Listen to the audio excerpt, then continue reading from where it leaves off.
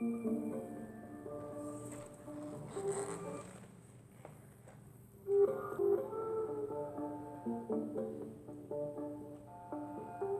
les archéologues de l'INRAP ont commencé à fouiller les 106 km du futur canal Seine-Nord-Europe qui relie Compiègne à la frontière belge, ils savaient qu'ils allaient découvrir de nombreux vestiges de la guerre de 14-18.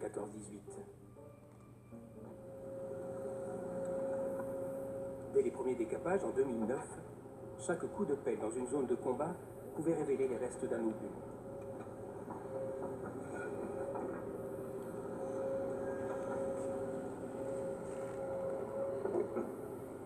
T'as envie de nous faire mourir ou quoi? C'est la grosse Bertha qui a tiré là. C'est un gros, hein? Il est pété, hein? À cet endroit, la fouille va s'arrêter en attendant l'équipe de déminage de la sécurité civile. C'est sa bague en cuivre. Ce qu'il faut bien avoir à l'esprit, c'est que les archéologues ont un mode opératoire tout à fait particulier. Leur décapage de surface, couche par couche, eh bien, révèle très rapidement toutes les munitions qui se trouvent en surface.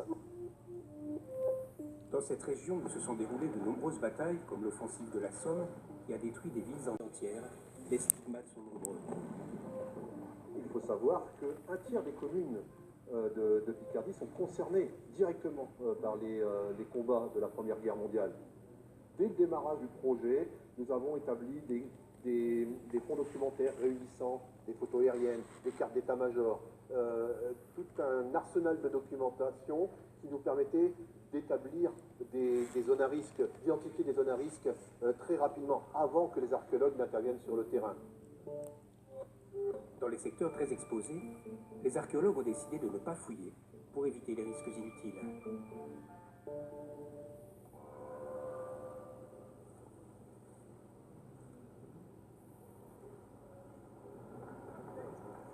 En octobre 2009, ce n'était pas un obus isolé, mais un stockage de munitions encore actives qui a été découvert. Risque d'explosion maximum. Bon, c'était un stockage de munitions allemandes. Donc il devait y avoir là à proximité un canon allemand de 10,5 cm. Et on sait, pour avoir déjà trouvé pas mal d'obus dans le vallon, qu'il y avait d'autres pièces d'artillerie. On trouve des munitions tous les jours dans le département de la Somme. Ce qui se passe aujourd'hui, c'est qu'on en a trouvé beaucoup, puisqu'il y a à peu près 2 tonnes de munitions. Bon, c'est pas quelque chose de très courant. Mais bon, la problématique, c'est de gérer justement une pareille quantité de munitions d'un seul coup.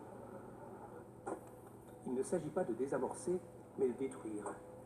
Les démineurs enterrent les munitions pour les faire exploser sans risque. Dans notre métier, il n'y a pas de risque zéro. Même si là, les engins ne sont pas tirés et que théoriquement, les mécanismes de sécurité sont encore en place, il ne faut jamais oublier qu'un obus ou un engin de guerre, d'une façon générale, c'est quelque chose qui a été conçu pour tuer. Et il peut encore tuer, même des dizaines et des dizaines d'années plus tard. Et Sam, la ligne est bonne. Chargé. Attention pour un tir. 3, 2, 1.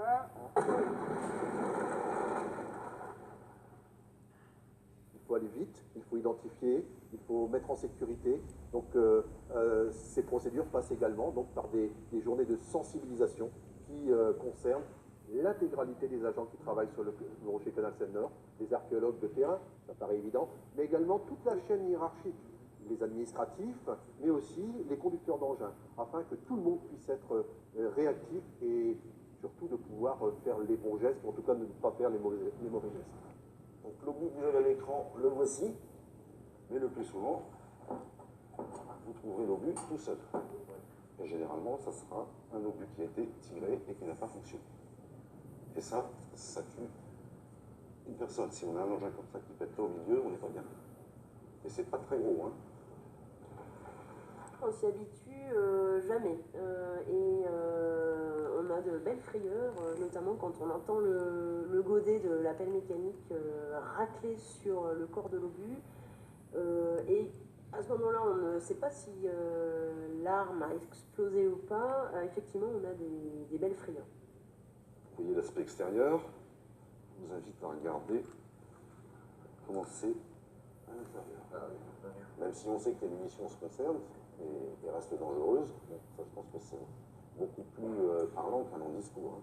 lorsqu'on trouve une grenade quadrillée, donc comme on a vu ça dans les films, et sera capable de dire ça c'est dangereux parce que c'est une grenade. Mais d'autres engins ne sont pas quadrillés ou ont une forme très particulière, comme un pot d'échappement par exemple, mais sont néanmoins des munitions tout à fait dangereuses. Et il ne faut pas oublier toute la panoplie d'armes chimiques, dont les gaz sont encore actifs. Après ce stage, les archéologues ne sont pas devenus des démineurs. Ils savent seulement repérer les engins de guerre et prendre les mesures de sécurité adaptées avant l'intervention de l'équipe de déminage. Entre l'INRAP et la sécurité civile, une vraie collaboration s'est mise en place. Pour nous, c'est bon, il y a la zone est claire, personne dans la zone, tu peux tirer.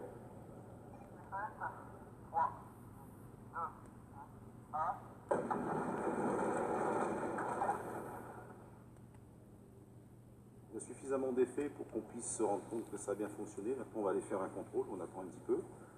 Ce qu'on appelle dans notre jargon une pause de sécurité, et ensuite on va contrôler qu'il n'y a pas de problème.